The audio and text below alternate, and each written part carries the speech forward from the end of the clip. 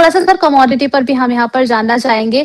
सोना और चांदी जो है वो लोगों की ज्यादा, वो जितनी चमक है ना उनमें, वो उतना ही अभी फोकस में आ चुके हैं। सुबह से हम सर जब जितनी बातचीत कर चुके हैं, सभी लोग का ये सवाल है कि अब आगे क्या करें और कितने प्राइसेस गिरेंगे। सबसे पहले तो जो ग्लोबल चेंजेस हुए हैं उसके बारे में भी आपसे व्यू जानना चाहेंगे। फेडरल रिजर्व के जो चेयरपर्सन है, वहाँ नए व्यक्ति आए हैं, वहां पर जो है केविन वॉश आकर अब बैठ चुके हैं। अब इनका जो नई नियुक्ति हुई है उसका असर हम कमोडिटी पे मार्केट पे किस तरीके से देखेंगे? पिछले 48 आवर्स में हम लोग न्यूज देखे तो केविन वार्श का भी चल रहा है। सो केविन वार्श का व्यू है according to the news reports, okay, वो थोड़ा सा मार्केट का ऊपर हाकिश है। बोले तो ये इंटरेस्ट रेट थोड़ा सा बढ़ाने वाला है, और जी। दूसरा डॉलर को और स्ट्रेंथन करने वाला है। सो जी। अगर ऐसा न्यूज आए तो वो उसका इम्पैक्ट है इमिडिएटली गोल्ड एंड सिल्वर पे हुआ है। और हम लोग देखा है अनयूजुअल मूव्स है उर्वशी जी। 50 साल का पिछले 60 साल में कभी भी ऐसा मूवमेंट गोल्ड एंड सिल्वर में हम लोग इतना वॉलेटिलिटी देखा नहीं है। हमेशा हम लोग बात जी। करता है कोई भी इन्वेस्ट करना बोले तो इक्विटी में सब लोग बोलता है अरे भाई, ओके, इक्विटी मार्केट बहुत वॉलेटाइल है, थोड़ा सा जरा रुक के करो। अगर करना बोले तो सोना और चांदी से शुरुआत करो क्योंकि उधर वॉलेटिलिटी कम है। बट लेकिन हम लोग पिछले 3 महीने का मार्केट मूवमेंट्स देखे तो गोल्ड एंड सिल्वर इक्विटी से भी वॉलेटाइल हो गया है। हम लोग पिछले 5 ट्रेडिंग सेशन में देखे तो इतना क्रैश और करेक्शन देख रहे हैं, ओके। इक्विटी मार्केट से भी उधर ज्यादा तरफ स्पेकुलेशन चल रहा है कमोडिटीज मार्केट में।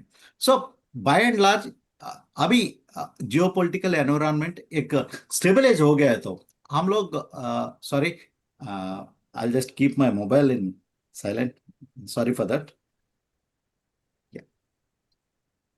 सो अगर पिछले आने वाला दिनों में अगर जियोपॉलिटिकल एनवायरनमेंट, जियोपॉलिटिक्स और एस्केलेशंस कम हो गया है तो एक सोना और चांदी में एक कंसोलिडेशन आने का संभावना है। अगर ये जियोपॉलिटिकल एस्केलेशंस आगे बढ़े तो अगेन एक एक जैसा वर्टिकल राइज हम लोग देखा है, उसके बाद एक वर्टिकल क्रैश हम लोग देखा है। इधर से थोड़ा सा मूवमेंट आने के लिए संभावना है। बट लेकिन क्लोजली ऑब्जर्व करना है जियोपॉलिटिक्स कैसा चल रहा है। और एक चीज है, मैं लॉन्ग टर्म का इन्वेस्ट करना बोले तो जैसा डिप्स में खरीद सकता है लॉन्ग टर्म के लिए, बिल्कुल लॉन्ग टर्म के लिए। अगर मैं अभी खरीद के हर एक घंटा हर एक मिनट प्राइस चेक करना बोले तो ऐसा वॉलेटिलिटी तो रहने वाला है। अ, अगर लॉन्ग टर्म के लिए बोले तो निवेशक लॉन्ग टर्म के लिए खरीद सकता है जैसा डिप आया है, और एक स्टैगर्ड मैनर में खरीद सकता है। ठीक है, तो यहाँ पर जो है खरीदारी के लिए आपको बता दिया है। अब खरीदारी करनी कैसे है, ये आपने सर बता दिया है, लेकिन यहाँ पर एक व्यक्ति हैं, वो जानना चाह रहे थे कि जब हम खरीद रहे हैं सोना और चांदी, तो किन बातों का ध्यान रखें? तो ऐसी कौन-सी चीज़ें हैं जो थोड़ा-सा कंसीडर करके चलें, अवॉइड करके चलें? एक है ईटीएफ्स आल्सो देयर, ओके। अगर निवेशक फिजिकल में मेरे को एक फील होना है बोले तो फिजिकल में खरीद सकता है, नहीं डिजिटल फॉर्मेट में इलेक्ट्रॉनिक फॉर्मेट में खरीदना बोले तो जो सेबी रजिस्टर्ड एएमसीज और प्लेटफॉर्म्स में ईटीएफ फॉर्म में निवेशक खरीदारी कर सकता है। ठीक है, तो यहाँ पर आप इस चीज़ को भी देख कर के चल सकते हैं। थोड़ा-सा सर वो बिटकॉइन भी देख वो लीजिए सर। वो इन्वेस्टर्स का चॉइस है जी, ऋषि जी।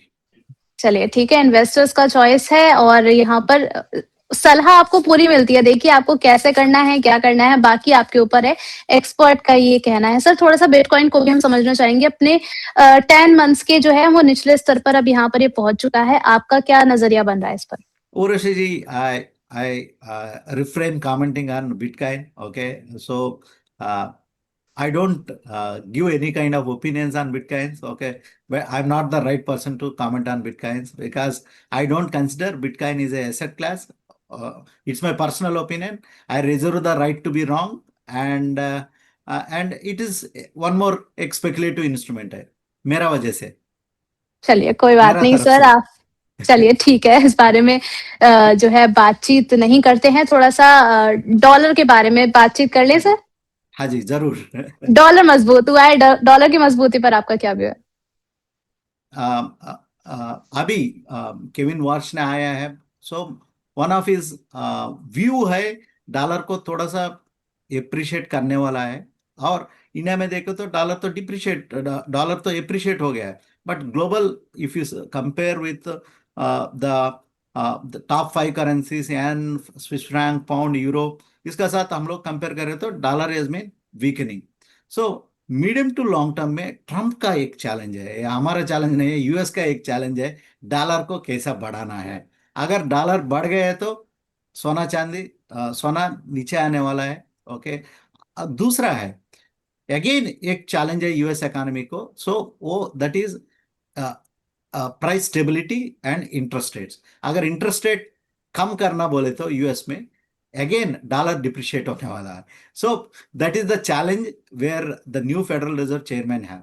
सो लॉन्गर टर्म व्यू में देखे तो मीडियम टू शॉर्ट टर्म में अगर डॉलर थोड़ा सा एप्रिशिएट होने की संभावना है, but long term dollar is going to face the headwinds. Okay, यहाँ पर एक व्यक्ति थे सर, वो जानना चाह रहे थे कि अगर अभी इस पूरे जो माहौल चल रहा है मार्केट का, कमोडिटी का, अगर कोई नया इन्वेस्टमेंट करना हो तो कहाँ पर किया जा सकता है? चांदी, can you just repeat Urvashi ji the question? Sir, हमारे व्यूअर हैं, वो जानना चाह रहे हैं कि अभी जो मार्केट सिनेरियो चल रहा है, इस वक़्त अगर कहीं पर फ्रेश बाइंग करनी हो, कहीं पे एक नया इन्वेस्टमेंट शुरू करना हो, तो किसको हम अभी पिक कर सकते हैं? एक चीज है Urvashi ji, definitely Indian markets looks very attractive on a longer term basis. अगर नेक्स्ट हफ्ता क्या होने वाला है ये सब वॉलेटिलिटी का हिसाब से चलता है, बट लेकिन लॉन्गर टर्म व्यू में निवेशक एक अच्छा कंस्ट्रक्टिव पोर्टफोलियो ये टाइम पे बना सकता है। एक स्टैगर्ड मैनर में बना रखो, और एक मिड कैप में है, स्मॉल कैप में है, एंड लार्ज कैप में भी valuations looks very attractive. Okay, एक कंस्ट्रक्टिव वे में, एक स्टैगर्ड वे में खरीदारी शुरुआत कर सकता है उर्वशी जी, rather than commodities. Right now, equities looks very attractive on a longer term basis, Urushi ji. चलिए ठीक है, यहाँ पर जो है अब रिजल्ट देख लेते हैं क्या कुछ निकल करके आया है पोल के क्वेश्चन का। यहाँ पर आप सभी लोगों के लिए सवाल था कि बाजार की अगली रैली कहाँ से आते हुए आप देख रहे हैं। 4 विकल्प थे आपके पास में, large cap, PSU stocks, mid cap और स्मॉल कैप्स। सर जरा आप भी रिजल्ट को सुनिएगा, क्योंकि अब लास्ट में आप ही इसका फैसला करेंगे। यहाँ पर जो है लार्ज कैप की तरफ जो है 45% वोट किया गया है, पीएसयू स्टॉक्स को 23%, मिड कैप्स को 20% और स्मॉल कैप्स को 12%। यहाँ पर आपका क्या व्यू है सर? अगली जो रैली है वो हम कहाँ से एक्सपेक्ट कर रहे हैं? जो यहाँ पर रिजल्ट सबसे ज्यादा लार्ज कैप को चुना गया है, आप किसे चुनते? एक चीज है उर्वशी जी, अगर मार्केट स्टेबल हो गया इधर से मार्केट स्टेबल हो गया है तो एक पहला रैली हम लोग लार्ज कैप में देखेंगे, उसका बाद फॉलोड बाय मिड कैप में एक रैली आने का संभावना है उर्वशी जी।